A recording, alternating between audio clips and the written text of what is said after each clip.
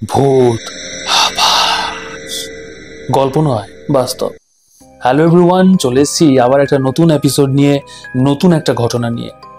আজকে যে ঘটনাটা আপনাদের সাথে আমি শেয়ার করব, এই ঘটনাটি আমাকে পাঠিয়েছেন জগদ্দল থেকে রীতাভরি ব্যানার্জি। ঘটনা বলার আগে একটি কথা বলে নেওয়া ভালো, ভূতাভাসে আমরা যে ঘটনাগুলো বলি সেগুলো সত্যি মিথ্যা এই ব্যাপারে কোনো তর্কে বিতর্কে না গিয়ে এই ব্যাপারটিকে এন্টারটেনমেন্ট হিসেবে নেওয়াই ভালো। আরেকটি কথা, আপনারা যারা আপনাদের সাথে ঘটে যাওয়া কোনো সত্যি ভৌতিক ঘটনা বা ভৌতিক কোনো অভিজ্ঞতা আমাদের পাঠাতে চান, তারা কিন্তু আমাদের স্ক্রিনে দেওয়া হোয়াটসঅ্যাপ নম্বরে পাঠিয়ে দিতে পারেন, ভয়েস রেকর্ডিং করে পাঠাতে পারেন। এছাড়াও কিন্তু আমাদের ফেসবুক পেজটা ফলো করে রাখতে পারেন, ওখানেও কিন্তু ইনবক্স করেও ঘটনা পাঠিয়ে দিতে পারেন। আর আপনারা যদি আমাদের সাথে মুখোমুখি বসে কোনো পডকাস্ট করতে চান, তাহলেও কিন্তু আমাদের হোয়াটসঅ্যাপ নম্বরে যোগাযোগ করতে পারেন। আর আমাদের একটি নতুন স্টুডিও সেট আপ করা হচ্ছে পডকাস্টের জন্য। আপনারা যারা আমাদের সাথে বসে পডকাস্ট করতে চান, তারাও কিন্তু আমাদের স্টুডিওতে এসেও আপনাদের সাথে ঘটে যাওয়া কোনো ঘটনা শেয়ার করতে পারেন। তাহলে আর বেশি কথায় যাব না, আজকে শুরু করব ঘটনা। এই ঘটনাটি অনেকদিন আগের একটি ঘটনা, উনি আমাকে লিখে পাঠিয়েছেন। এই ঘটনাটি আজ থেকে প্রায় 32 বছর আগে ঘটে যাওয়া একটি ঘটনা। উনি ওনার শ্বশুর বাড়ি এবং বাপের বাড়ি জগদ্দলেই, অর্থাৎ ওনার বিয়ে কিন্তু জগদ্দলেই হয়। ওনার বাড়ি থেকে ওনার শ্বশুর বাড়ির ডিস্টেন্স খুব বেশি হলে 3 কিলোমিটারের মতো।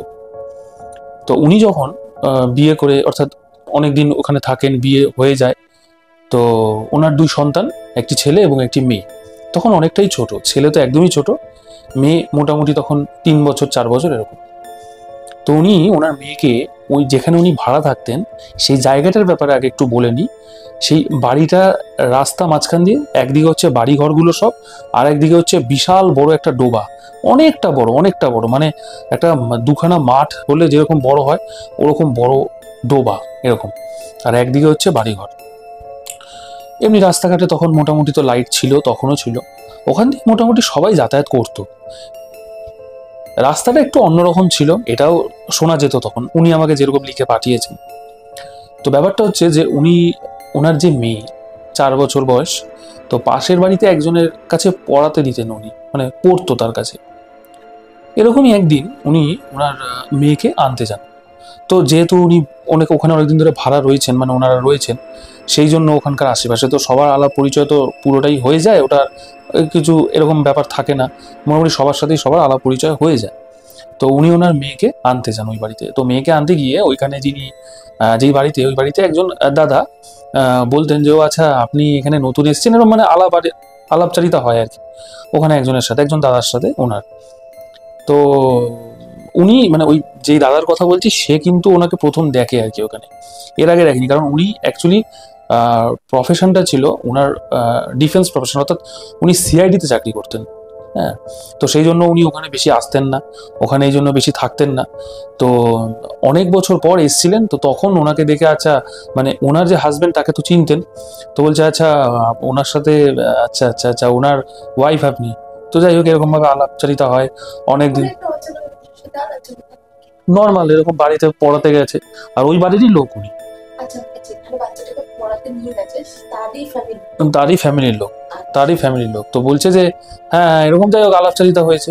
তো এরকম অনেকদিন যায়, তো একদিন ওনাদের বিবাহ বার্ষিকী ছিল, ওই মা বাবার বিবাহ বার্ষিকী ছিল, মানে আমি রীতাবরীদির কথা বলছি, রীতাবরীদির বিবাহ বার্ষিকী ছিল। তো তখন ভিসিআর চলতো, ভিসিআর আপনারা সবাই জানেন যে সেই সময় কিন্তু ভিসিআর এর খুব চল ছিল, বাড়িতে বাড়িতে ভিসিআর ভাড়া করে আনা হতো ওই বিভিন্ন রকম সিনেমা দেখার জন্য। আমরাও দেখেছি, আমরাও তো 90s-এরই ছেলে মেয়ে। তো এরকম দুপুরবেলা খাওয়া দাওয়া ছিল, তো উনি তো জানতেন না, যেহেতু নেমন্তন্নের ব্যাপার ওরকম ছিল না, ওনাকে নেমন্তন্ন সেরকম করা হয়নি। তো এমনি খাওয়া দাওয়ার একটা ছোটখাটো আয়োজন ছিল। তো বিকালবেলা এরকম ভিসিআর আনা হয়, যেরকম সিনেমা টিনেমা দেখা হবে। তো ওই যে দাদা, যেই দাদার কথা আমি বলছি, যিনি সিআইডিতে চাকরি করতেন, উনি মানে ওই বাড়িতে, মানে ওনাদের যে বিবাহ বার্ষিকী ছিল, তো সন্ধ্যাবেলা কোনো কারণে ওনার বাড়িতে যান ওই দাদার সাথে, মানে রীতাবরীদির হাজবেন্ডের সাথে দেখা করতে। বলে দাদা বাড়িতে আছো? বলে হ্যাঁ বাড়িতে আছি, আসো তাহলে। তো বলছে তুমি তাহলে একটা কাজ করো, তুমি বসো, সিনেমা এনেছি, সিনেমা দেখো। বলে কেন আজকে হঠাৎ এরকম? বলছে আজকে আমাদের বিবাহ বার্ষিকী, মানে রীতাবরীদির হাজবেন্ড আর রীতাবরীদি বলছেন আর কি। হ্যাঁ হ্যাঁ, হাজবেন্ডের সাথে ভালো আলাপ পরিচয় ছিল। তো বলছে আজকে তো আমাদের বিবাহ বার্ষিকী। তো যে দাদার কথা আমি বলছি, সেই দাদা কিন্তু রীতাবরীদিকে বোনের মতনই দেখতো।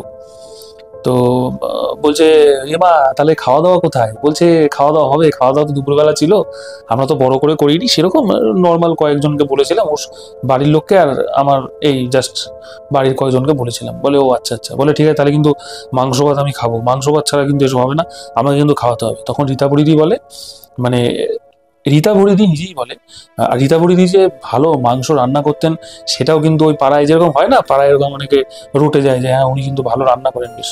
তো দাদাও বললেন যে বোন আমি কিন্তু তোর হাতে মাংস খাবো, মাংস ভাত করে খাওয়াবি আমাকে, আমি জানি তুই ভালো রান্না করতে পারিস। বলে হ্যাঁ হ্যাঁ, ঠিক আছে খাও, কোনো অসুবিধা নেই। তো ওনার আরেকটা কথা বলা হয়নি, সেটা হচ্ছে ওই দাদা, যে দাদা চাকরি করতেন সিআইডিতে, ওনার কিন্তু একটা রোগ ছিল, মানে রোগটা ছিল ক্যান্সার। কিন্তু প্রথমে ওটা ওটা উনি জানতেন না। উনি অনেকবার ডাক্তার দেখান, তো ডাক্তার দেখানোর পরে ঠিক যেদিন বিবাহবার্ষিকীর এই ব্যাপারটা হয় তার ঠিক 10 দিন পরেই, মানে তার আগে অলরেডি জেনে গেছে উনি যে তার ক্যান্সার ধরা পড়ে গেছে। তার আগে তো অনেক রোগ টোগ হতো, এই হসপিটালে চেক আপ করানো যেত, চেক আপ করানোর জন্য যাচ্ছে আসছে এইসব চলতো। কিন্তু ঠিক বিবাহবার্ষিকীর আগেই, মানে ওই রীতা দিদের বিবাহবার্ষিকীর আগেই কিন্তু উনি জেনে গেছেন, মানে ওই দাদা জেনে গেছেন যে ওনার ক্যান্সার তো ধরা পড়ে গেছে। তো যাই হোক, তো এরকম যেদিন বিবাহবার্ষিকী ছিল তার কিছুদিন পরে ওনার খুব খুব শরীর খারাপ, খুব শরীর খারাপ, হসপিটালে নিয়ে যাওয়া হয়। 10 দিন পর উনি মারা যায়, যে দাদা সিআইডিতে চাকরি করতেন। ডাক্তার দেখিয়েছে, কিন্তু ওই যে একদম ধরাটা পড়েছে লাস্ট স্টেজে এসে ধরা পড়েছে। না তার আগে অত কিছু করানো হয়, বোঝা যায়নি, যেহেতু ওনাদের একটা ব্যস্ত প্রফেশন, সেই জন্য উনি অত কিছু পাত্তা দিতেন না। শরীর টরীর নর্মাল খারাপ হতো, কিন্তু একদম যখন ধরা পড়ে তখন একদম লাস্ট স্টেজ। তো 10 দিন পর উনি মারা যান। তো যাই হোক, একদিন রাত্রেবেলা ওই দিদি, যিনি আমাকে ঘটনা পাঠিয়েছেন, তিনি তার ছেলে মেয়ে আর তার স্বামী ইয়ের বাড়িতে যান, মানে ওই যার ওনার যে হাজবেন্ড তার বোনের বাড়িতে যান। বোনের বাড়িতে, হ্যাঁ বোনের বাড়িতে নেমন্তন্ন ছিল।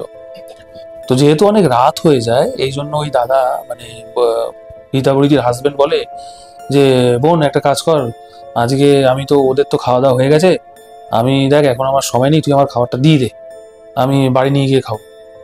বলে কেন, খেয়ে যায় এখানে? বলে না না দেখ বেশি তো দূরে না এখান থেকে, তো এখানে কিন্তু ওই যে বাড়ি, মানে মানে ওনার যে বোনের বাড়ি আর ওনার যে বাড়ি তার মধ্যে ডিস্টেন্স কিন্তু মোটামুটি ওই 1 কিলোমিটার, 1 কিলোমিটার বা তার থেকে একটু কম হবে। আর ওই পাশে কিন্তু ওই মানে ডোবাটা রয়েছে, আর এক পাশে রাস্তা, রাস্তার সোজা একদম অনেকটা গিয়ে ওনার বোনের বাড়ি, আর একদম লাস্ট পোর্শন হচ্ছে ওনার বাড়ি। 1 কিলোমিটারের একটু কমই হবে ডিস্টেন্স। ওই প্রান্ত অনেকটাই বড় রাস্তা, অনেক লম্বা রাস্তা। তো যাই হোক, বলে যে আমার খাবারটা দিয়ে দে, আমি এখানে বসে খাবো না, আমি নিয়ে যাই। বলছে ঠিক আছে তাহলে দিয়ে দিচ্ছি। তো রীতা পরিদির যে হাজবেন্ড, সে ওই ছেলেটাকে আর মেয়েটাকে, তখন তো অনেক ছোট, তো দুজনকে ধরে আসতে থাকে বাড়ির দিকে। আর উনি পড়ে যায় একটু পিছনে, একটু ডিস্টেন্স হয়ে যায় হাঁটতে হাঁটতে ওনাদের দুজনের মধ্যে। তো ওনার হাজবেন্ড তো ওনার ছেলে মেয়েকে নিয়ে এগিয়ে গেছে, আর রীতা পরিদির হাতে ছিল ওই খাবারের যে প্লাস্টিক, ওটা।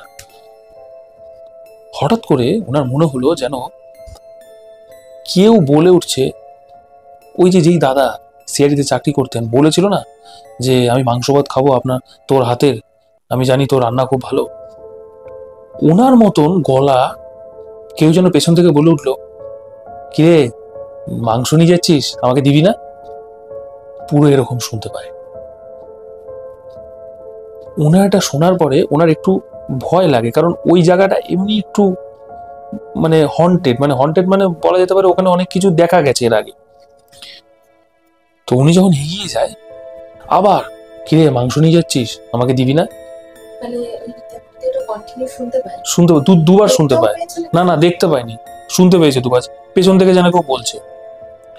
বলতে বলতে উনি রিয়েলাইজ করছে যে একটা হাত ওনার কাঁধের এইখান থেকে, মানে প্লাস্টিক হাতে তো প্লাস্টিকটা নেওয়া, এই ডান হাতে প্লাস্টিকটা নেওয়া, খাবারের প্লাস্টিকটা, এখান থেকে একটা হাত এরকম, মানে এতটা পর্যন্ত, মানে পিছন দিয়ে এসে এতটা অব্দি একটা হাত এরকম ভাবে বেরিয়েছে, বলছে দে আমাকে খাবারটা দে, এরকম, মানে ওনার এটা মনে হয়েছে। তো ওনার তো প্রচন্ড ভয় পেয়ে যায়। তো উনি তাড়াতাড়ি করে, মানে এরকম যেহেতু দেখেছে এরকম শুনতে পাচ্ছে উনি, কিন্তু ওনার হাজবেন্ড কিন্তু এইসব কিছু শুনতে পায়নি, পরে এটা জানা গেছিল। তো উনি হাজবেন্ডকে ডাকেও দিতে ডেকেছে, কিন্তু ওনার হাজবেন্ড বলছে হ্যাঁ তাড়াতাড়ি আসো। ডেকেছে ওনার হাজবেন্ডকে যে একটু দাঁড়াও না, একটু দাঁড়াও, আমি আমি আসছি, আমি একসাথে যাব, তুমি অতটা আগেই যাচ্ছ কেন? তখন বলছে আসো। যাই হোক, তো উনি তারপরে ওনার হাজবেন্ড ওনার ছেলে মেয়েকে নিয়ে ঘরে ঢুকে যায়। এবং উনি যেহেতু কিছুটা পেছনে ছিল এবং ওনাদের বাড়ির সামনে একটা বেল গাছ ছিল, তো উনি যখন এরকম ভাবে ঢুকছে ঘরের দিকে, মানে বেল গাছটা পার করে যখন ঢুকছে, যেন মনে হলো বেল গাছটা একদম কেউ ঝাঁকালে যেরকম হয় ওরকম যেন ঝাঁকিয়ে উঠলো বেল গাছটা পুরো, উনি পুরো দেখতে পেলো। আর ওই যেই দাদার মারা গেছেন ক্যান্সারে, উনি কিন্তু ছিলেন ব্রাহ্মণ। তো এরকম বেল গাছটা যেন পুরো ঝেঁকে উঠলো, একেবারে ঝাঁকিয়ে দিলে যেরকম হয় ওরকম। তারপরে ঘরে চলে আসে। তো ঘরে চলে আসার পরে উনি কিন্তু ওনার হাজবেন্ডকে বলতে পারেনি ব্যাপারটা, খোলসা করে বলতে পারেনি, একটু বলেছিল, কিন্তু ওনার হাজবেন্ড সেই সব বিশ্বাসও করেননি। তো তার কিছুদিন পর থেকেই ওনার যেন মনে হতো যে কিছু একটা রয়েছে যে ওনাকে দেখছে বা ফলো করছে। এবার উনি তো বুঝতে পারছে না পুরোপুরি যে ওটা ওই লোকটারই আত্মা। কিছুটা তো বুঝতে পেরেছে, কারণ ওই যে বলেছে যে কিরে আমাকে মাংস দিয়ে যাবি না, মাংস নিয়ে যাচ্ছিস, মাংস খাওয়া। উনি কিন্তু বুঝতে পেরেছে, রীতাবরীদি কিন্তু বুঝতে পেরেছে। এবার উনি একদিন মানে দুপুরবেলা না, উনি একদম সন্ধ্যেবেলা এরকম রান্নাঘরে ওনাদের একটা জানলা ছিল, ছোট জানলাটা, আর জানলার বাইরেটা ছিল ওই রাস্তা, আর এরকম ওই বেল গাছটা কিন্তু তার ওই পাশটাই ছিল, জানলার এই পাশটাই। তো উনি একদিন রান্নাঘরে এরকম রান্না করছে সন্ধ্যেবেলা, হঠাৎ করে যেন মনে হলো ঠিক রান্নাঘরের জানলায় এরকম একটা উঁকি মেরে এরকম সরে গেল কেউ। উনি যেই তাকালো এরকম ভাবে দেখছে না কিছু নেই, বাইরে গিয়ে সঙ্গে সঙ্গে দৌড়ে দেখছে না কিছু নেই, মুখ, কিন্তু মুখটা এত স্পিডে, মানে এত স্পিডে এরকম দেখিয়ে এরকম চলে গেছে, বুঝতে পারিনি ঠিক মতো ওই দিদিটা। কিন্তু যেহেতু এই ব্যাপার, আমরা হলে কি ভাববো? আমরা কি হুট করে কোনো আত্মা ভাববো? আমরা ভাববো কোনো চোর টোর হবে বা কোনো রাস্তার কোনো লোকজন হবে, যেহেতু পাশেই রাস্তা। উনি অতটা গ্রাহ্য করেনি। তো ওনার যাই হোক, ওনার তো তারপর থেকে ফিল হতে শুরু হয় যে ওনার পেছনে যেন সবসময় কেউ রয়েছে, দাঁড়িয়ে আছে। ওনার কিন্তু এটা সব সময় ফিল হতো, সব সময়। না ওনারা দেখতে পায়নি। একদিন মানে যেদিন এই ঘটনাটা ঘটে তার ঠিক 3-4 দিন পর থেকেই কিন্তু ওনার রাত্রেবেলা হলেই, মানে মোটামুটি 9টা-10টা বাজলেই ওনার যেন বিশাল শরীর খারাপ, ভীষণ জ্বর। ডাক্তার দেখানো হয়, কোনো কিছুতেই কিছু হচ্ছে না, ভীষণ জ্বর, কোনোভাবেই কোনো কিছু কমছে না। তো ওনার বাড়ির লোক তো এই নিয়ে খুব চিন্তিত। তো একদিন ওই ওনাদের যে বাড়িওয়ালা তাদের বলছে, ওপরে গিয়ে বলছে, জানো তো, মানে রীতাবরীদি ওপরে গিয়ে বলছে, ওপরে একজন বয়স্ক ভদ্রমহিলা থাকতেন, তাকে গিয়ে বলছে, জানো তো এরকম ব্যাপার আমার সাথে ঘটেছে, আমি না এরকম ভাবে আমার মনে হয় যে ওই দাদা, মনে হয় দাদার আত্মাই মনে হয়, জানো তো আমার আশেপাশে রয়েছে। ওই যে আমার থেকে মাংস খেতে চেয়েছিল, আমার এরকম মাংস নিয়ে আসছিলাম, তখনই মনে হয় আমার উপর ভরটর কিছু করেছে বা আমার পেছনে রয়েছে। তখন বলছে তুমি তাহলে একটা কাজ করো, তুমি কাউকে দিয়ে ঝাড়িয়ে নাও। তো বলছে ঠিক আছে তাহলে ঝাড়িয়ে নেব। তো ওনার বাড়ির পাশে আর একজন ছিলেন, উনি বলে তুমি একটা কাজ করো, তোমার যখন এরকম শরীর টরীর খারাপ হচ্ছে, ওনার হাজব্যান্ডকে বলে যে ও তোমার ওয়াইফের যখন এত শরীর খারাপ হচ্ছে, ওনাকেও বলে তোমরা ঘরটাই চেঞ্জ করে ফেলো, বাড়িটা চেঞ্জ করে ফেলো, আমার মনে হয় বাড়িটার মধ্যেই কিছু আছে। তখন বলে বাড়ি চেঞ্জ করলে সব ঠিক হয়ে যাবে, যেহেতু তখনও মানে ওনার হাজব্যান্ড অতটা মানতেন না। বলছে বাড়ি চেঞ্জ করলে সব ঠিক হয়ে যাবে? বলছে হ্যাঁ বাড়ি চেঞ্জ করে ফেলো, দেখবে সব ঠিক হয়ে যাবে। বলছে ঠিক আছে। তো বলছে দেখা যাক, বাড়ি টাড়ি যদি পাই তাহলে নিশ্চয়ই চেঞ্জ করে নেবো, কিছুদিন তো ওয়েট করতেই হবে, বললেই তো আর সঙ্গে সঙ্গে পাওয়া যায় না। তখন বলছে না, আমাদের পাড়াতে একটা ঘর খালি আছে, তো ওই বাড়িতে ভাড়া চলে যায়। আগের যে বাড়িতে ভাড়া থাকতো সেই বাড়িতে ব্যাপারটা ছিল যে ঘরের মধ্যে ঢুকলেই যেন মনে হতো এরকম ব্যাপার, বাড়ির ভিতর ঢুকলে, বাইরে বেরোলে অতটা মনে হতো না। কিন্তু এই বাড়িটার ব্যাপারটা কি ছিল, ঘরের মধ্যে কিছু মনে হতো না, বাইরে যেন মনে হতো, রীতাবরীদির মনে হতো যে বাড়ির বাইরে বেরোলেই যেন কেউ তার পেছনে রয়েছে, ঠিক একদম পেছনে রয়েছে, কেউ তার উপর লক্ষ্য রাখছে বা তাকে কিছু বলতে চাইছে, এরকম। আর প্রতিদিন ওরকম ধুম জ্বর, ব্যবহারে কিন্তু রীতাবরীদির অনেক পরিবর্তন চলে আসে, খিটখিটে স্বভাবের হয়ে যায়, কেউ কিছু ছোটখাটো কথা বললেই রেগে যায়, এরকম হতে থাকে। তো তো একদিন ওনার ওনার যে মানে ওই দিদির যে মা, তিনি আর ওই দিদির যে জেঠি, সে বলে এরকম ওনার শরীর, রিতার শরীর খারাপ, একটু চল দেখে আসি। তখন বলছে ঠিক আছে চলো দেখে আসি। ওনার যে জেঠি, সে আবার পেশায় ছিলেন একজন তান্ত্রিক, ঝাড়াতেন আর কি। মানে একটা কাজ যেত উনি না হাজবেন্ড রীতাভরির জেঠি, উনি আবার ঝাড়ান এসব। ঘুরতে এসেছিল ওনার। ধরতে না, ওই যে ওনার শরীর খারাপ, রীতাভর দিদির শরীর খারাপ, এই জন্য দেখতে এসেছে। ওনার মাও এসছে আর উনি এসছে দেখতে এসেছে। তো উনি যেহেতু তান্ত্রিক, ওনার মা যখনই উনি আর ওনার মা ঘরের সামনে এসে দাঁড়ান, মানে ওনার জেঠি আর ওনার মা, তখন ওনার জেঠি ওনার মাকে বলে ওঠে, তুমি ঢোকো, আমি ঢুকবো না। তখন বলছে কেন? বলছে না, রিতার রিতার প্রবলেম আছে, ওই ঘরে প্রবলেম আছে। তো বলছে কি প্রবলেম আছে? বলছে না আমি ঢুকবো না, আমি শরীর বন্ধক দিয়ে আসিনি, ও ওকে ভূতে ধরেছে। পরিষ্কার এরকম বলছে, বলছে ওকে আত্মায় ধরেছে, প্রেতাত্মায় ধরেছে, ওই ওর পাশেই দাঁড়িয়ে আছে, এরকম বলছে ওর জেঠি। তখন বলছে হ্যাঁ, বলছে সত্যি? বলছে হ্যাঁ। এবার যেহেতু উনি তান্ত্রিক, ঝাড়াতেন, আরো অনেক কিছুই করতেন, সেই জন্য কিন্তু ওনার কথা চট করে ওই রীতা দিয়ে আর হচ্ছে ওনার মা সঙ্গে সঙ্গে ধরে ফেলে। তখন বলছে এটা কিভাবে হয়? তখন ওনার জেঠিকে উনি সবকিছু খুলে বলে প্রথম থেকে, যে যা যা হয়। তারপরে বলে ঠিক আছে, তাহলে তোকে আমি একটা এরকম 3 দিন তোকে ঝাড়াতে হবে, তুই আসিস আমার বাড়িতে।